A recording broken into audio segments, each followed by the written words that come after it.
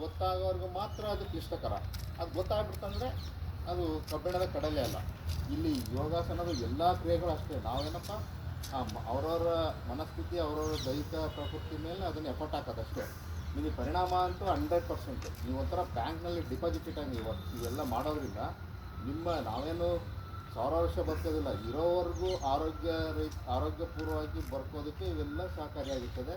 ಇವುಗಳನ್ನು ನಾವು ಫಿಕ್ಸೆಡ್ ಇಟ್ಕೊಂಡಾಗ ಬ್ಯಾಂಕ್ನಲ್ಲಿ ಮಾಡ್ತಕ್ಕಂಥ ಕ್ರಿಯೆಗಳು, ಈ ಪ್ರತಿದಿನದ ನೀವೇನು ಒಂದು ಗಂಟೆ ಕಾರ್ಯಕ್ರಮ ಮಾಡ್ತೀರಲ್ಲ, ಇವು ನಿಮ್ಮ ಲೈಫ್ನಲ್ಲಿ ನಿಮಗೆ ಒಂದು ರೀತಿ ಫಿಕ್ಸೆಡ್ ಇದ್ದಾರೆ. ನಿಮಗೆ ಒಂದಲ್ಲ ಒಂದು ದಿನ ಇವು ಉಪಯೋಗ ಬಂದೇ ಬರ್ತಾವೆ, ಪ್ರತಿನಿತ್ಯನೂ ಉಪಯೋಗ ಇದ್ದೇ ಇರ್ತದೆ.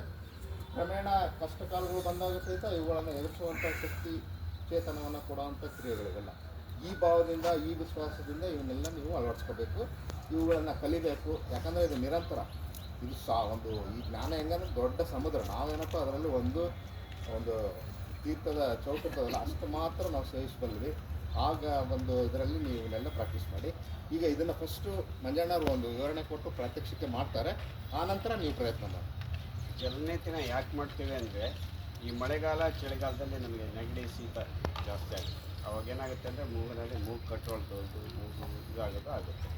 ಅದನ್ನು ಕ್ಲಿಯರ್ ಮಾಡ್ಕೊಳೋದಕ್ಕೋಸ್ಕರ ನಾವು ಜಲನೇತಿ ಮಾಡ್ತೀವಿ. ಜಲನೇತಿ ಮಾಡೋದಕ್ಕಿಂತ ಮುಂಚೆ ಏನು ಮಾಡಬೇಕಪ್ಪ ಅಂದರೆ, ಬಾಯಿನ ದೊಡ್ಡದಾಗಿ ತೆಗೆದಿರಬೇಕು, ಬಾಯಿಂದ ಉಸಿರಾಟ ಮಾಡಬೇಕು. ನಾವು ಮೊದಲು ಮೂಗಿನಿಂದ ಉಸಿರಾಟ ಮಾಡ್ತಿದ್ದೀವಿ, ಇವಾಗ ಬಾಯಿಂದ ಉಸಿರಾಟ ಮಾಡಬೇಕು. ಸ್ವಲ್ಪ ಓರೆ ಮಾಡಿರಬೇಕು, ಒಂದು ಒಳ್ಳೆ ಮೇಲಿರಬೇಕು, ಒಂದು ಒಳ್ಳೆ ಕೆಳಗಿರಬೇಕು. ಸ್ವಲ್ಪ ಬಗ್ಗಿ ಈ ರೀತಿ ಮೂಗಿನ ಒಳ್ಳೆ ಮೇಲೆ ನಿಂತ್ಕೊಂಡು ಬಾಯಿಂದಲೇ ಉಸಿರಾಡ್ತಾನೆ ನೀರನ್ನು ಒಳಗೆ ತೊಗೋಬೇಕು. ಮೂಗಿನಿಂದ ಯಾವುದೇ ಕಾರಣಕ್ಕೆ ತೊಗೋಬೇಡಿ. ಉಸಿರು ತೊಗೊಂಡ್ರೆ ನೆತ್ತಿಗೆ ಹತ್ತುತ್ತೆ, ಆವಾಗ ಕೆಮ್ಮು ಬರುತ್ತೆ, ನೀರು ಮೆದುಳೊಳಗೆ ಅದೆಲ್ಲ ಹೋಗುತ್ತೆ. ಅದು ಆಗಬಾರ್ದು ಅಂತಂದರೆ ಬಾಯಿಂದ ಉಸಿರಾಡಿ ಅಂತ ಹೇಳ್ತೀವಿ.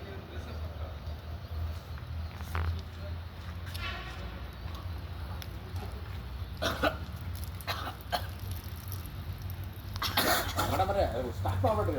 ಎರಡು ಸ್ವಲ್ಪ ಎಕ್ಸ್ಪ್ಲನೇಷನ್ ಅರ್ಥ ಮಾಡ್ಕೊಳ್ರಿ. ಇಲ್ಲ ಅವ್ರು ಏನು ಹೇಳಿದ್ರು, ಫಸ್ಟ್ ಪಾಯಿಂಟಲ್ಲಿ ಬಾಯಿಂದ ಉಸಿರಾಡ 2-3 ಬ್ರೀತಿಂಗ್ ಬಾಯಿಂದ ಮಾಡಿ, ಮೂಗಿಂದ ಉಸಿರಾಡೋದನ್ನು ಬಂದ್ ಮಾಡಿ 2-3 ಬ್ರೀತಿಂಗು ಬಾಯಿಂದ ಪ್ರಾರಂಭ ಮಾಡಿ.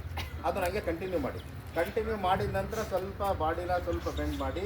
ನೀವು ಬಲ ಒಳ್ಳೆಯಿಂದ ಮಾಡೋದಿದ್ರೆ ಎಡಕ್ಕೆ ಸ್ಲ್ಯಾಂಟ್ ಮಾಡಿ, ಎಡಗಡೆ ಒಳ್ಳೆಯಿಂದ ಮಾಡಿದ್ರೆ ಸ್ವಲ್ಪ ಬಲಕ್ಕೆ ಸ್ಲ್ಯಾಂಟ್ ಮಾಡಿ. ಇದನ್ನು ನಾಲ್ಕೊಳಗೆ ಲಾಕ್ ಮಾಡಿ ಕ್ಲೀನಾಗಿ ಸ್ವಲ್ಪ ನೀವು ಮೇಲೆ ಇಟ್ಬಿಟ್ರೆ ನೀರು ಬಂದು. ಫಸ್ಟು ನೀವು ನೋಡಿ ಇಲ್ಲಿ ಈ ಥರ ಮಾಡಿ, ಹಿಂಗೆ ಮಾಡಿ ಇಲ್ಲಿ ಇಟ್ಕೊಳ್ಳಿ. ಇದು ಓಪನ್ ಮಾಡಿ ಈಗ ಇಟ್ಕೊಳ್ಳಿ.